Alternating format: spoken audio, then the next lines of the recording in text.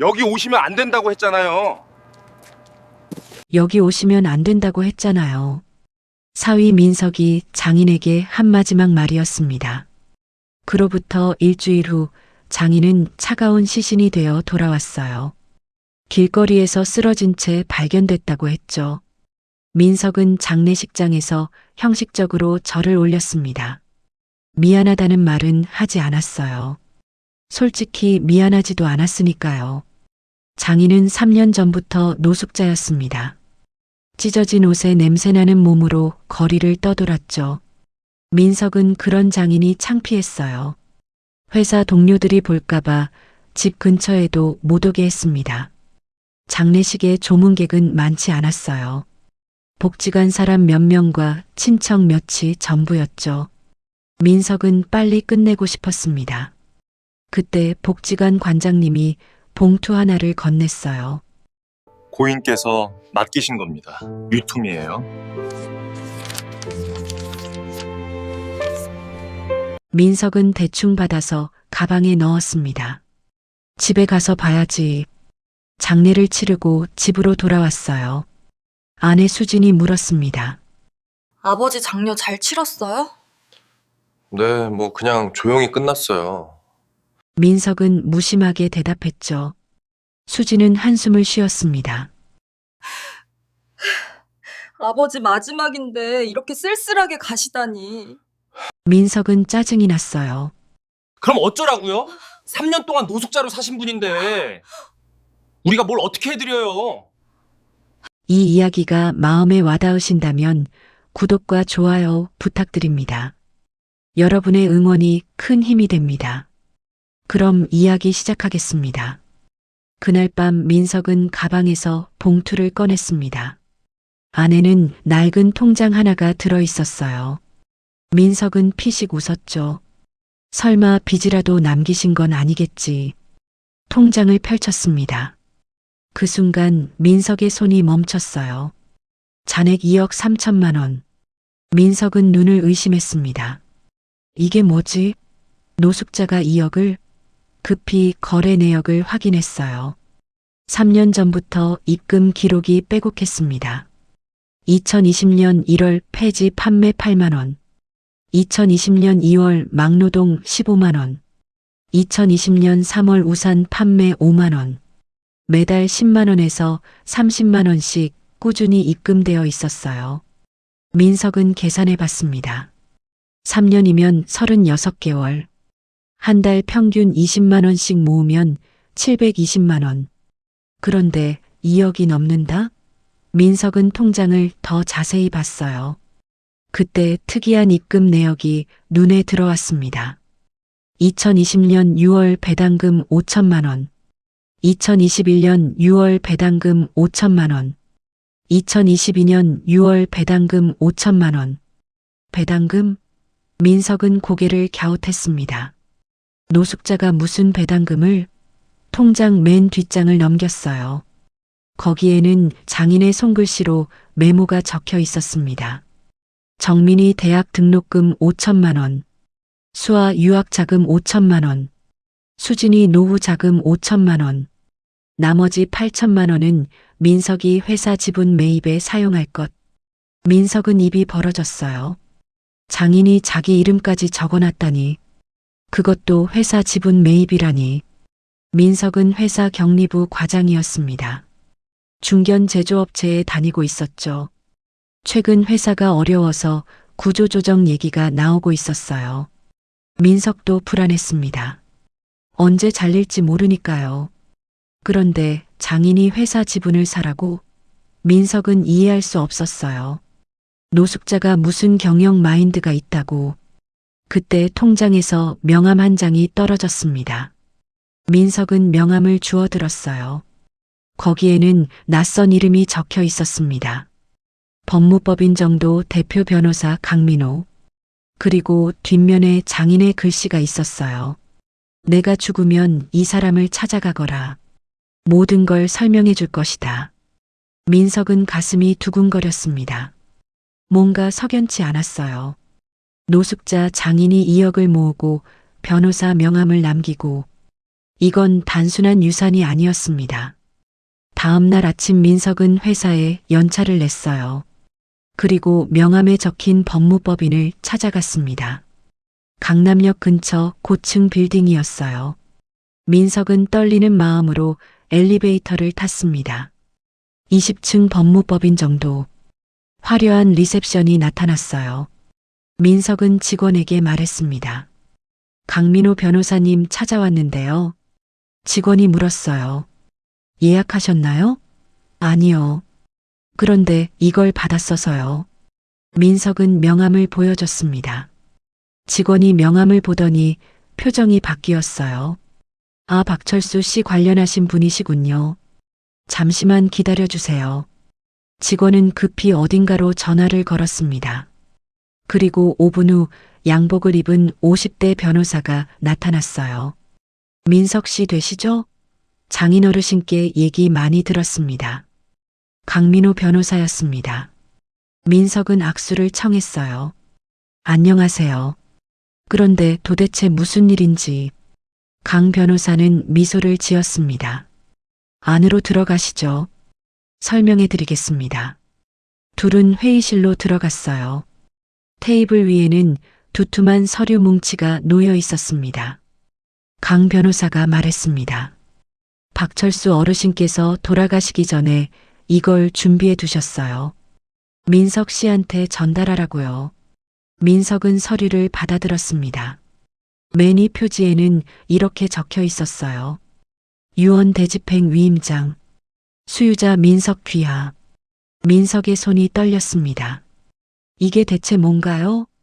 강 변호사는 천천히 입을 열었습니다. 박철수 어르신은 노숙자가 아니셨어요. 아니, 정확히 말하면 과거에는 아니셨죠. 어르신은 20년 전까지 대한산업 부사장이셨습니다. 민석의 눈이 커졌어요. 대한산업? 그건 민석이 다니는 회사였습니다. 대한산업 부사장이었다고요? 민석은 믿을 수 없었습니다. 자기가 다니는 바로 그 회사 임원이었다니. 강 변호사는 고개를 끄덕였어요. 네. 박철수 어르신은 1980년대부터 대한산업에서 일하셨습니다. 평사원으로 시작해서 부사장까지 오르셨죠. 회사 창립 멤버 중 한 분이셨어요. 민석은 입이 딱 벌어졌습니다. 그럼 장인어른이 회사 원로시라는 건가요? 강 변호사가 서류를 펼쳤어요. 1997년 IMF 당시 대한산업도 위기를 맞았습니다. 부도 직전까지 갔죠. 그때 박 부사장님이 사재를 털어서 회사를 살렸어요. 50억을 투입하셨습니다. 민석은 숨이 막혔습니다. 50억이요? 네. 그 대가로 회사 지분 15%를 받으셨어요. 지금 시세로 약 200억 원 상당입니다. 민석은 현기증이 났어요. 200억? 그럼 장인어른은 재벌이셨던 건가요? 강 변호사는 고개를 저었습니다. 재벌까지는 아니고요. 대주 주셨죠. 하지만 IMF 이후 어르신은 모든 걸 내려놓으셨어요. 왜요? 그렇게 큰 지분이 있는데. 강 변호사는 잠시 말을 멈췄어요. 그리고 조심스럽게 말을 이었습니다. 당시 회사 사장이었던 분이 배신을 했습니다. 박 부사장님이 회사를 살린 직후 횡령을 저질렀어요. 그리고 박 부사장님에게 죄를 뒤집어 씌우려 했죠. 민석은 충격을 받았습니다. 누가 그런 짓을? 강 변호사가 서류를 한 장 넘겼어요. 이 사람입니다. 사진이 나타났습니다. 50대 남자의 얼굴이었어요. 민석은 그 얼굴을 알고 있었습니다. 박영민 전무. 현재 대한산업 2인자였어요. 민석의 직속 상관이기도 했죠. 민석은 손이 떨렸습니다. 박 전무님이요? 네. 박영민은 당시 기획실장이었어요. 박철수 부사장님 밑에서 일했죠. 하지만 IMF 혼란기를 틈타 회사 자금을 빼돌렸습니다. 그리고 그 죄를 박 부사장님한테 덮어 씌우려 했어요. 어떻게요? 강 변호사는 한숨을 쉬었습니다. 장부를 조작했습니다. 박 부사장님 명의로 비자금을 만들었다고 증거를 꾸몄어요. 검찰이 수사에 들어갔죠. 그럼 장인어른은? 박 부사장님은 결백했습니다. 하지만 증명하기 어려웠어요. 모든 증거가 조작되어 있었으니까요. 그래서 어르신은 선택을 하셨습니다. 강 변호사는 다음 서류를 넘겼어요. 거기에는 합의서가 있었습니다. 박철수 부사장 사인 및 지분 15% 신탁계약. 민석은 서류를 읽었습니다. 장인이 부사장직을 사임하고 지분 15%를 신탁회사에 맡긴다는 내용이었어요. 대신 횡령 혐의를 벗는다고 적혀 있었죠. 민석은 고개를 들었습니다. 그럼 장인어른은 억울하게 회사를 떠나신 건가요? 강 변호사는 고개를 끄덕였어요. 네. 하지만 어르신은 현명하셨습니다. 지분을 그냥 넘기신 게 아니에요. 신탁 계약을 하셨죠. 신탁이요? 네. 겉으로는 지분을 포기한 것처럼 보이지만 실제로는 신탁회사가 보관하고 있는 겁니다. 언제든 되찾을 수 있어요. 그럼 지난 20년 동안 강 변호사는 미소를 지었습니다. 계속 보유하고 계셨죠? 배당금도 꼬박꼬박 받으셨고요. 연 5천만 원씩이요. 민석은 통장을 떠올렸습니다. 그 배당금이 이거였구나. 네. 어르신은 그 돈으로 생활하셨어요. 하지만 최소한만 쓰시고 대부분 저축하셨죠. 그럼 왜 노숙자처럼 사셨어요? 그렇게 큰 돈이 있으면 편하게 사실 수 있었잖아요. 강 변호사는 잠시 침묵했습니다. 그리고 조심스럽게 말했어요. 어르신은 숨으신 겁니다. 박영민한테서요. 박영민은 어르신이 지분을 되찾을까봐 계속 감시했어요. 만약 어르신이 돈을 쓰거나 정상적으로 생활하면 의심했을 겁니다. 그래서 어르신은 일부러 노숙자처럼 사셨어요. 민석은 가슴이 먹먹해졌습니다. 그럼 장인어른은 20년 동안 숨어 사신 건가요? 네. 박영민의 눈을 피하기 위해서요. 그리고 때를 기다리셨습니다. 무슨 때요? 강 변호사는 서류 뭉치 맨 아래를 꺼냈습니다. 두툼한 파일이었어요.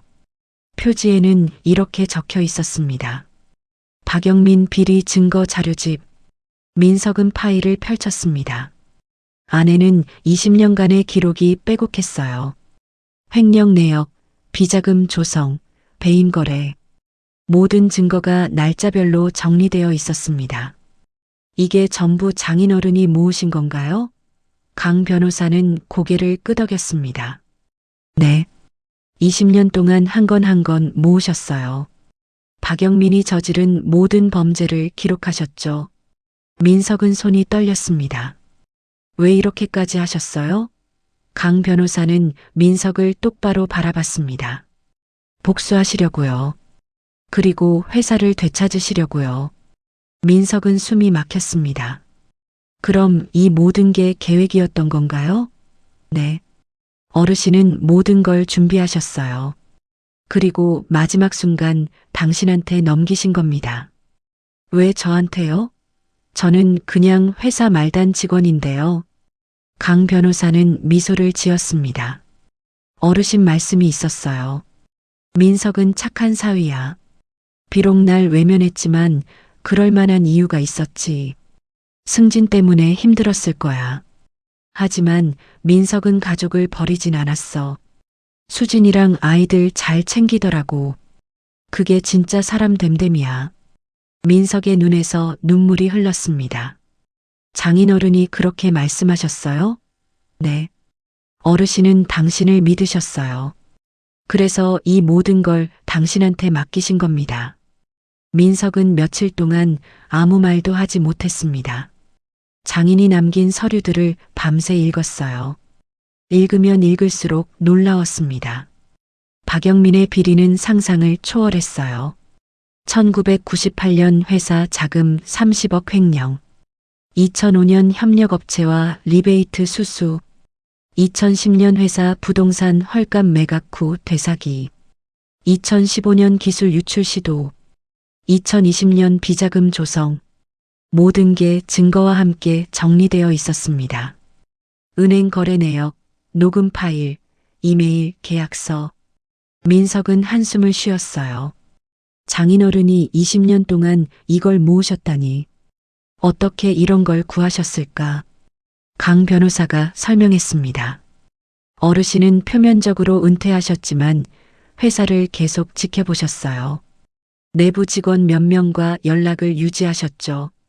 그 사람들이 정보를 흘려줬나요? 네. 어르신을 존경하는 옛 부하들이었어요. 그들도 박영민의 비리를 알고 있었지만 증거가 없어서 못 움직였죠. 그래서 어르신한테 하나씩 제보한 겁니다. 민석은 고개를 끄덕였습니다. 그럼 이 증거들로 박영민을 고발할 수 있나요? 강 변호사는 단호하게 대답했어요. 당연하죠. 이 정도 증거면 검찰이 바로 움직입니다. 횡령, 배임, 비자금 조성, 최소 징역 10년은 나올 겁니다. 민석은 서류를 내려다봤습니다. 하지만 망설여졌어요. 박 전무는 회사 2인자였습니다. 그를 고발하면 회사가 뒤집어질 거예요. 강 변호사는 민석의 마음을 읽은 듯 말했습니다. 걱정하시는 거 압니다. 회사가 혼란스러워질까 봐요. 민석은 고개를 끄덕였어요. 네. 저는 그냥 평범한 직원이에요. 이렇게 큰 일을 감당할 수 있을지. 강 변호사는 다른 서류를 꺼냈습니다. 어르신이 그것도 준비하셨어요. 뭐요? 후계 구도요. 민석은 서류를 받아들었습니다. 대한산업경영권 승계 계획서. 민석은 눈이 커졌어요. 이게 뭐죠? 어르신의 지분 15%에 우호 지분 8%를 합하면 23%입니다. 최대 주주가 되는 거예요. 우호 지분이요? 네. 어르신을 따르는 옛 동료들이 보유한 지분이에요. 그들이 당신 편에 설 겁니다. 민석은 믿을 수 없었습니다. 그럼 제가 회사를 경영하라는 건가요? 강 변호사는 고개를 저었어요. 아니요. 경영은 전문 경영인한테 맡기시면 됩니다. 당신은 대주주로서 감시만 하시면 돼요. 민석은 한참을 고민했습니다. 그리고 물었어요. 장인어른은 왜 이런 선택을 하신 걸까요? 20년 동안 참으시면서요. 강 변호사는 창밖을 바라봤습니다. 어르신 말씀이 있었어요. 나는 이미 늙었다. 복수는 의미 없다. 하지만 내 손주들이 살아갈 회사는 깨끗해야 한다. 그래서 증거를 모았다. 민석한테 넘기기 위해서. 민석의 눈에서 눈물이 흘렀습니다. 손주들을 위해서요? 네. 어르신은 정민이와 수아가 나중에 이 회사에 입사할 거라고 생각하셨어요. 그때 깨끗한 회사에서 일하게 해주고 싶으셨대요. 민석은 고개를 숙였습니다. 장인어른, 제가 몰랐습니다. 강 변호사는 민석의 어깨를 두드렸어요. 어르신은 당신을 원망하지 않으셨어요. 오히려 이해하셨죠.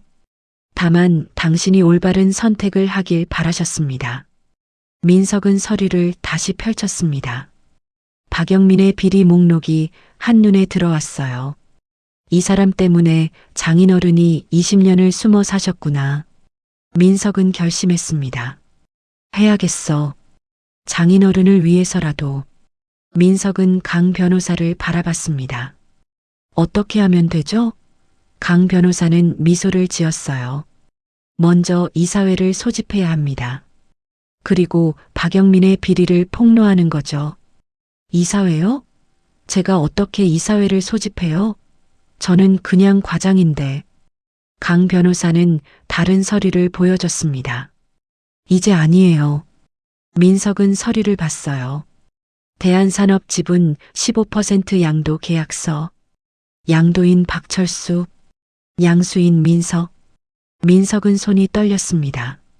이게 정말 효력이 있나요? 네. 어르신이 공증까지 받아두셨어요. 이제 당신이 대한산업 최대 주주입니다. 이사회 소집할 권리가 있어요. 민석은 심호흡을 했습니다. 알겠습니다. 해보겠습니다. 강 변호사는 고개를 끄덕였어요. 제가 돕겠습니다. 법적인 부분은 저한테 맡기세요. 같은 시각 대한산업 전무실. 박영민은 만족스러운 표정으로 서류를 보고 있었습니다. 이번 분기 실적이 좋군. 보너스 두둑하게 챙겨야지. 박영민은 20년 전 박철수를 몰아낸 장본인이었어요. IMF 혼란기를 틈타 회사 돈을 빼돌리고 박철수한테 죄를 뒤집어 씌웠죠. 그 후 박영민은 승승장구했습니다. 이사에서 상무로 상무에서 전무로. 이제 사장 자리만 남았어요. 현재 사장 김태주는 70대 고령이었습니다.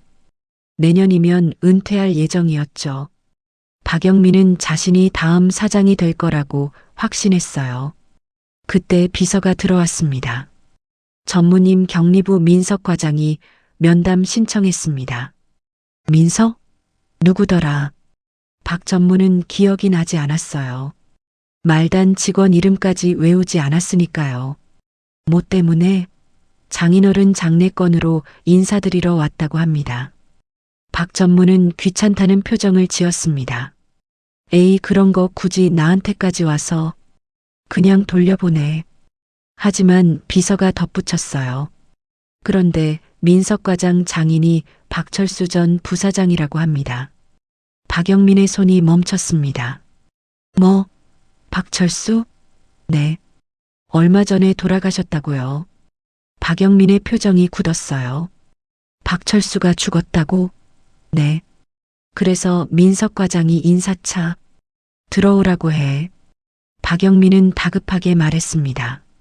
잠시 후 민석이 전무실에 들어왔습니다. 전무님 안녕하십니까? 박영민은 민석을 훑어봤어요. 평범한 30대 회사원이었죠. 오, 그래. 장인어른이 박철수 부사장이셨다며? 네. 얼마 전에 돌아가셨습니다. 박영민은 딱딱한 표정으로 고개를 끄덕였습니다. 그래, 애도를 표하네. 박 부사장님은 훌륭하신 분이었어. 민석은 박영민의 눈을 똑바로 봤어요. 그 말씀 진심이십니까? 박영민은 순간 당황했습니다. 뭐? 전무님께서 장인어른을 몰아내신 걸 알고 있습니다. 박영민의 얼굴이 굳었어요. 자네 뭐라고 한 건가? 민석은 침착하게 말했습니다. 장인어른이 모든 걸 남기셨습니다. 전무님이 저지른 일들 말이에요. 박영민은 비웃었습니다. 이 친구가 지금 무슨 헛소리를 하는 건가? 자네 장인이 횡령범이었다는 거 모르나? 아니요. 장인어른은 결백하셨습니다. 횡령범은 따로 있죠. 민석은 가방에서 서류를 꺼냈습니다. 이게 증거입니다. 박영민은 서류를 빼앗아 봤어요. 첫 장부터 자신의 비리가 적혀 있었죠. 1998년 회사 자금 30억 횡령. 계좌번호와 거래 내역까지 상세히 적혀 있었습니다. 박영민의 손이 떨렸어요. 이건 어디서 구한 거지? 장인어른이 20년 동안 모으신 겁니다. 전무님이 저지른 모든 범죄를요. 박영민은 서류를 집어던졌습니다. 증거라고? 이딴 게 무슨 소용 있나? 20년 전 일인데 공소시효 다 지났어. 민석은 고개를 저었습니다. 횡령과 배임은 10년입니다.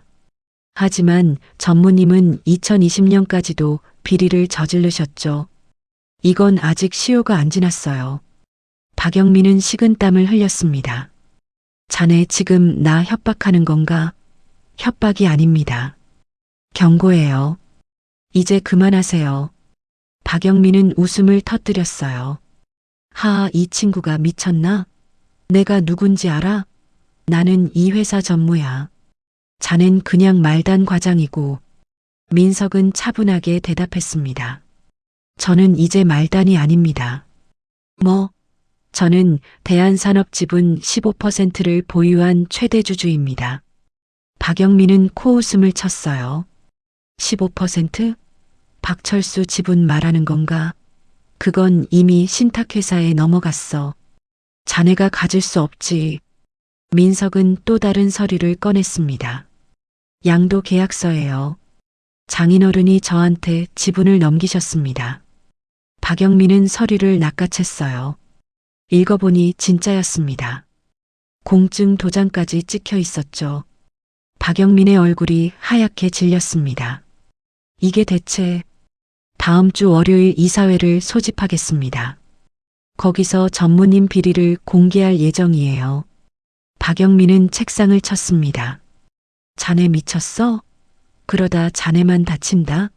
민석은 일어서며 말했습니다. 장인어른이 20년을 참으셨어요. 이제 끝낼 때가 됐습니다. 민석은 전무실을 나갔습니다. 박영민은 멍하니 앉아 있었어요. 그리고 떨리는 손으로 전화를 들었습니다. 여보세요, 나야. 큰일 났어. 박철수 지분이 사위한테 넘어갔어. 당장 만나자. 그날 밤 박영민은 은밀한 장소에서 누군가를 만났습니다. 고급 호텔 스위트룸이었어요. 방 안에는 50대 여자가 앉아 있었습니다. 박영민의 아내 이순이었어요. 여보, 도대체 무슨 일이에요? 박철수 지분이 넘어갔다니. 박영민은 초조하게 방으로 갔습니다. 그놈의 사위한테 넘어갔어. 민석이라고. 이순이는 한숨을 쉬었습니다. 당신이 박철수를 확실하게 처리하지 못해서 그래요. 20년 전에 아예 없앴어야죠. 박영민은 짜증을 냈어요. 그때 죽이려고 했잖아. 근데 그 영감이 도망갔어. 이순이는 차갑게 말했습니다. 이제 와서 변명해봤자 소용없어요. 지금 어떻게 할 건데요? 박영민은 소파에 주저앉았습니다. 모르겠어. 민석이 증거를 가지고 있대. 20년간의 비리 기록이래. 이순이의 표정이 굳었어요. 그럼 당신 감옥 가는 거예요? 박영민은 고개를 끄덕였습니다. 최소 10년은 나올 거야. 이순이는 입술을 깨물었어요. 안 돼요. 당신이 감옥 가면 우리 끝이에요. 재산도 다 압류되고. 그럼 어떻게 하라고? 이순이는 잠시 생각하더니 말했습니다. 민석을 없애요. 뭐? 박영민은 놀라서 아내를 봤어요. 증거를 가진 사람을 없애면 되잖아요. 이순이는 냉정하게 말했습니다. 박영민은 손을 저었어요. 아니, 그건 너무 위험해. 사람을 죽인다고? 이순이는 코웃음을 쳤습니다. 20년 전에도 그렇게 말했죠. 결국 박철수는 살아서 증거를 모았잖아요. 박영민은 아무 말도 하지 못했습니다. 이순이는 계속 말했어요. 이번에 확실하게 처리해야 해요. 민석뿐 아니라 증거 서류까지 다요. 박영민은 고민했습니다. 그리고 천천히 고개를 끄덕였어요. 알았어. 사람을 쓰겠어. 이순이는 미소를 지었습니다. 역시 당신이에요. 다음 날 민석은 이상한 기분이 들었습니다. 누군가 자신을 지켜보는 것 같았어요. 회사에서 나올 때도 집에 갈 때도 뒤에서 시선이 느껴졌죠. 민석은 강 변호사에게 전화했습니다. 변호사님, 뭔가 이상해요. 누가 저를 미행하는 것 같아요. 강 변호사는 심각하게 말했습니다. 조심하세요. 박영민이 움직일 겁니다.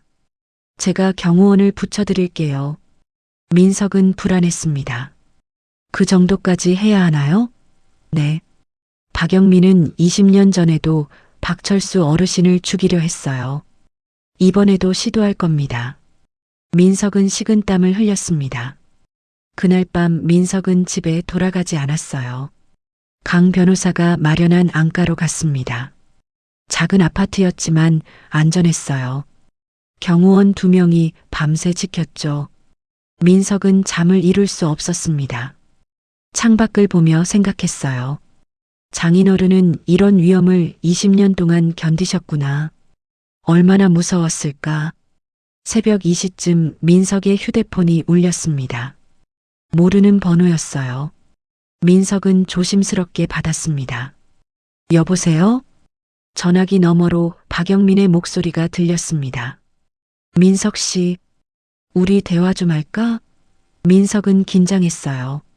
무슨 얘기를요? 박영민은 느릿하게 말했습니다. 합의 말일세. 자네가 원하는 게 뭔가? 돈인가? 줄 수 있네. 필요 없습니다. 그럼 지휘, 이사 자리 줄 수도 있어. 민석은 단호하게 말했습니다. 전무님이 감옥에 가는 것만 원합니다. 박영민은 한숨을 쉬었습니다. 그래 알았네. 자네가 그렇게 나온다면. 전화가 끊겼습니다. 민석은 불안했어요. 그 말투가 협박 같았거든요. 다음 날 아침 강 변호사가 급히 연락했습니다. 민석 씨 큰일입니다. 뭔데요? 어젯밤 박영민이 사람을 고용했어요. 무슨 사람을요? 강 변호사는 침을 삼켰습니다. 청부업자요. 민석을 제거하려는 것 같습니다. 민석은 다리에 힘이 풀렸어요. 청부업자라니. 조심하세요. 절대 혼자 다니지 마시고요. 민석은 두려웠습니다. 하지만 물러설 수 없었어요. 이사회는 3일 후였습니다. 그때까지 버텨야 했죠. 민석은 안가에서 나가지 않았습니다. 음식도 배달시켜 먹고 서류 작업만 했어요. 이사회에서 발표할 자료를 정리했죠. 그런데 이틀째 되던 밤이었습니다. 갑자기 정전이 됐어요. 민석은 놀라서 일어났습니다. 경호원들도 당황한 것 같았어요. 복도에서 소란스러운 소리가 들렸죠. 민석은 문틈으로 밖을 봤습니다. 검은 옷을 입은 남자들이 보였어요. 경호원들과 몸싸움을 하고 있었죠. 민석은 숨이 막혔습니다. 진짜 왔구나. 민석은 급히 가방을 챙겼습니다. 증거 서류가 들어 있었어요. 이걸 지켜야 해. 복도에서 싸우는 소리가 점점 가까워졌습니다. 경호원들이 밀리고 있었어요. 민석은 뒷문으로 뛰었습니다. 비상계단으로 내려가기 시작했죠. 어둠 속에서 계단을 더듬으며 뛰었어요. 숨이 턱까지 찼습니다. 5층, 4층, 3층, 1층까지 내려왔을 때 민석은 주차장으로 나갔습니다. 자동차 사이를 숨어다니며 출구를 찾았어요. 그때 뒤에서 목소리가 들렸습니다. 저기 있다. 민석은 뒤를 돌아봤어요. 검은 옷 남자가 달려오고 있었죠. 민석은 있는 힘껏 뛰었습니다. 주차장을 빠져나와 거리로 나갔어요. 새벽 3시라 거리는 텅 비어 있었습니다. 민석은 골목으로 뛰어들었어요. 뒤에서 발소리가 따라왔죠. 민석은 필사적으로 뛰었습니다. 그러다 작은 편의점을 발견했어요. 불이 켜져 있었죠. 민석은 편의점 안으로 뛰어들었습니다. 주인 아저씨가 놀라서 봤어요. 손님 무슨 일이세요? 민석은 헐떡이며 말했습니다. 경찰 불러주세요. 누가 저를 쫓아와요. 주인은 급히 전화를 들었습니다. 여보세요, 경찰서요? 그때 편의점 문이 벌컥 열렸어요. 검은 옷 남자가 들어왔습니다. 민석은 뒤로 물러났어요. 남자는 느리게 다가왔습니다. 가방 내놔. 민석은 가방을 꼭 안았습니다. 싫어요. 남자는 한숨을 쉬었어요. 그럼 어쩔 수 없지. 남자가 주머니에 손을 넣으려는 순간이었습니다. 편의점 밖에서 사이렌 소리가 들렸어요. 경찰차였습니다. 남자는 혀를 찼어요. 그리고 뒤돌아 도망갔습니다. 민석은 그 자리에 주저앉았어요. 경찰이 들어왔습니다. 괜찮으세요? 민석은 고개를 끄덕였어요. 네, 괜찮아요. 경찰은 민석을 경찰서로 데려갔습니다. 진술을 받았어요. 누가 당신을 쫓았나요? 민석은 모든 걸 설명했습니다. 박영민의 비리, 청부업자, 모든 것을요. 경찰은 심각한 표정을 지었습니다. 증거가 있습니까? 민석은 가방을 열었어요. 여기 다 있어요. 20년간의 기록이요. 경찰은 서류를 확인했습니다. 놀란 표정을 지었어요. 이 정도면 충분합니다. 박영민을 체포하겠습니다. 민석은 안도했습니다. 감사합니다. 하지만 경찰은 고개를 저었어요. 아직 안심하긴 일러요. 증거를 경찰에 맡기세요. 안전하게 보관하겠습니다. 민석은 망설였습니다. 이사회에서 이걸 써야 하는데 경찰이 말했습니다. 이사회는 나중이에요. 지금은 당신 안전이 먼저입니다. 민석은 고개를 끄덕였어요. 알겠습니다. 민석은 서류를 경찰에 넘겼습니다. 그리고 경찰 보호를 받으며 안전가로 돌아갔어요. 강 변호사가 기다리고 있었습니다. 괜찮으세요? 네, 다행이요. 강 변호사는 안도의 한숨을 쉬었습니다. 박영민이 정말 살인을 시도했군요. 이제 살인교사 혐의까지 추가됩니다. 민석은 창밖을 봤어요. 해가 떠오르고 있었습니다. 이사회는 내일 모레였어요. 이제 거의 다 왔습니다. 다음 날 박영민은 초조해했습니다. 청부업자가 실패했다는 소식을 들었거든요. 그것도 경찰한테 걸렸다니. 박영민은 전화를 받았어요. 경찰이었습니다. 박영민 전무님이십니까? 그렇습니다만 살인교사 혐의로 조사받으셔야겠습니다. 지금 출석해 주시겠습니까? 박영민은 전화를 끊었습니다. 끝났구나. 박영민은 사무실에 혼자 앉아 있었어요. 20년간 쌓아온 모든 게 무너지고 있었죠. 그때 문이 열렸습니다. 민석이 들어왔어요. 박영민은 민석을 봤습니다. 자네가 이겼네. 민석은 고개를 끄덕였어요. 네. 하지만 기쁘진 않습니다. 박영민은 씁쓸하게 웃었습니다. 왜? 복수했잖아. 민석은 의자에 앉았어요. 장인어른은 20년을 이렇게 사셨어요. 복수를 위해서요. 그게 얼마나 괴로웠을지 이제 알 것 같아요. 박영민은 아무 말도 하지 못했습니다. 민석은 일어서며 말했습니다. 내일 이사회에서 모든 게 끝납니다. 전무님은 경찰에 가시는 게 좋을 겁니다. 민석은 사무실을 나갔습니다. 박영민은 혼자 남았어요. 그리고 천천히 고개를 떨구었습니다. 이사회 당일 아침, 대한산업본사 회의실은 긴장감으로 가득했습니다. 이사들이 하나둘 들어왔어요.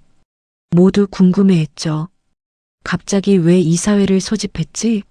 사장 김태준이 자리에 앉았습니다. 도대체 무슨 일인가? 누가 이사회를 요청한 건가? 문이 열리고 민석이 들어왔습니다. 양복을 단정하게 차려입고 있었어요. 이사들이 수군거렸습니다. 저 사람 누구야? 경리부 과장 아닌가? 민석은 단상에 섰습니다. 소개하겠습니다. 저는 경리부 과장 민석입니다. 그리고 대한산업지분 15%를 보유한 최대주주이기도 합니다. 이사들이 술렁였어요. 15%라고? 김태준 사장이 물었습니다. 그게 무슨 말인가? 자네가 무슨 최대주주야? 민석은 서류를 꺼냈습니다. 20년 전 박철수 부사장님께서 보유하신 지분입니다. 제 장인어른이셨죠. 이사회가 웅성거렸습니다. 박철수? 그분이 아직 지분을 갖고 계셨어? 민석은 계속 말했습니다. 장인어른께서 돌아가시며 저에게 지분을 물려주셨습니다. 그리고 이것도 함께요. 민석은 두툼한 파일을 테이블에 올렸어요. 박영민 전무의 비리 증거 자료집. 이사들의 시선이 파일로 쏠렸습니다. 민석은 첫 장을 펼쳤어요. 박영민 전무는 지난 20년간 회사를 배신했습니다. 횡령, 배임, 비자금 조성. 모든 증거가 여기 있습니다. 스크린에 자료가 띄워졌습니다. 은행 거래 내역, 계약서, 녹음 파일. 민석은 하나하나 설명했어요. 1998년 회사 자금 30억을 횡령했습니다. 이건 계좌 이체 기록입니다. 2005년 협력업체로부터 리베이트 5억을 받았습니다. 이건 녹음 파일입니다. 2015년 회사 기술을 외부에 유출하려 했습니다. 이건 이메일 증거입니다. 2020년 비자금 10억을 조성했습니다. 이건 장부 사본입니다. 이사들은 충격을 받았습니다. 이게 전부 사실인가? 민석은 고개를 끄덕였어요. 네. 장인어른께서 20년간 모으신 증거입니다. 그리고 어제 박 전무는 저를 제거하려 청부업자를 고용했습니다. 이건 경찰 조서입니다. 이사회가 발칵 뒤집어졌습니다. 살인 교사까지? 김태준 사장은 얼굴이 굳었어요. 박 전무는 어디 있나? 민석이 대답했습니다. 경찰서에 있습니다. 어제 체포됐습니다. 이사들이 웅성거렸습니다. 민석은 마지막 자료를 보여줬어요. 이것이 박 전무가 빼돌린 총액입니다. 20년간 약 200억 원입니다. 이사회가 조용해졌습니다. 200억이라는 숫자에 모두 충격받았죠. 민석은 단호하게 말했습니다. 저는 박영민 전무의 이사직 해임을 요청합니다. 그리고 법적 책임을 묻겠습니다. 김태준 사장은 한참을 침묵했습니다. 그리고 천천히 입을 열었어요. 이사 여러분 의견을 묻겠습니다. 박영민 전무 해임에 찬성하시는 분? 이사들이 하나둘 손을 들었습니다. 결국 만장일치였어요. 김태준 사장이 선언했습니다. 박영민 전무는 즉시 해임됩니다. 그리고 법적 조치를 취하도록 하겠습니다. 민석은 안도의 한숨을 쉬었어요. 끝났다. 드디어 끝났어. 이사회가 끝나고 민석은 복도에 섰습니다. 창밖을 보며 생각했어요. 장인어른 해냈습니다. 20년의 한을 풀었습니다. 그때 김태준 사장이 다가왔습니다. 민석 씨. 네 사장님. 김 사장은 민석의 어깨를 두드렸어요. 고생했네. 박철수 부사장님이 정말 대단하신 분이었어. 민석은 고개를 숙였습니다. 제가 부족해서 장인어른께 죄송합니다. 김 사장은 고개를 저었어요. 아니야. 자네가 잘해줬어. 박 부사장님도 자네를 믿으셨으니까. 민석은 눈물이 났습니다. 김 사장은 조심스럽게 물었어요. 앞으로 어떻게 할 건가? 대주주로서 경영에 참여할 건가? 민석은 고개를 저었습니다. 아니요. 저는 경영 같은 건 모릅니다. 전문 경영인께 맡기겠습니다. 저는 그냥 감시만 하겠습니다. 회사가 깨끗하게 운영되는지요. 김 사장은 미소를 지었어요. 현명한 판단이야. 그리고 자네 직책도 바꿔야겠네. 아니요.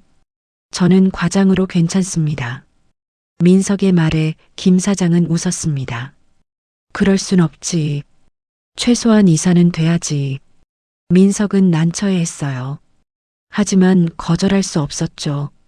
알겠습니다. 그날 오후 민석은 장인의 산소를 찾았습니다. 무릎을 꿇고 절을 올렸어요.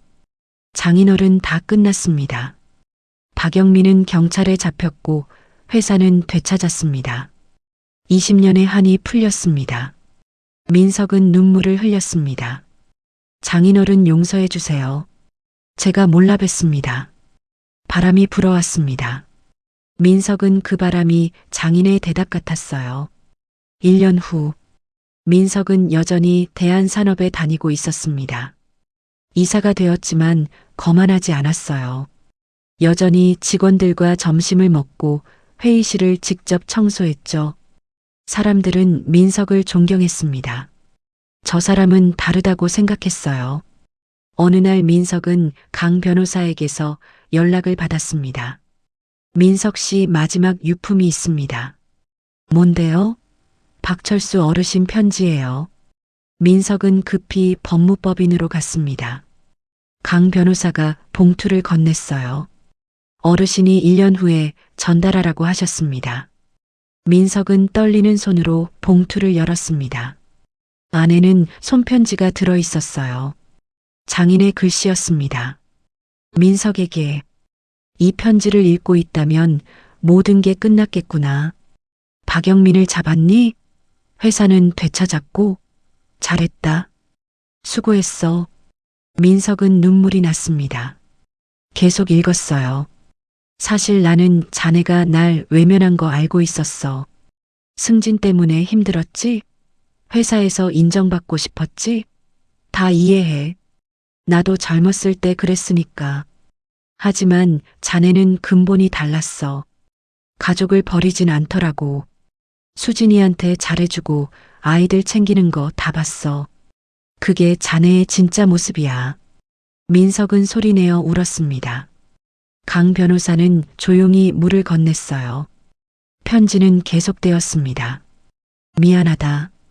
내가 노숙자처럼 산 건 자네 때문이 아니야.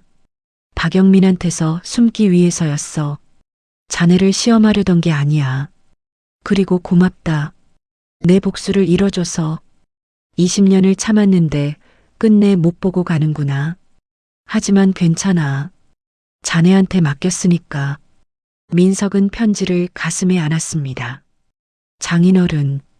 편지 마지막에는 이렇게 적혀 있었어요. 회사 지분은 이제 자네 거야. 하지만 욕심내지 마. 깨끗하게 운영해. 정민이와 수아가 나중에 그 회사에 들어갈 거야. 부끄럽지 않은 회사로 만들어줘. 그게 내 마지막 부탁이야. 잘 살아. 그리고 행복해. 장인 박철수. 민석은 한참을 울었습니다. 강 변호사는 민석이 진정될 때까지 기다렸어요. 한참 후 민석은 얼굴을 들었습니다. 변호사님 도와주셔서 감사합니다. 강 변호사는 고개를 저었어요. 천만에요. 전 그냥 어르신 뜻을 전달했을 뿐입니다. 진짜 고생은 민석 씨가 하셨죠. 민석은 일어섰습니다. 이제 정말 끝이네요. 네. 이제 앞으로 잘 사시면 됩니다. 민석은 법무법인을 나왔습니다. 햇살이 따뜻했어요. 민석은 하늘을 올려다봤습니다. 장인어른 거기서 편히 쉬세요. 저 잘 살겠습니다. 그날 저녁 민석은 가족들을 모았습니다. 아내 수진과 아이들 정민, 수아.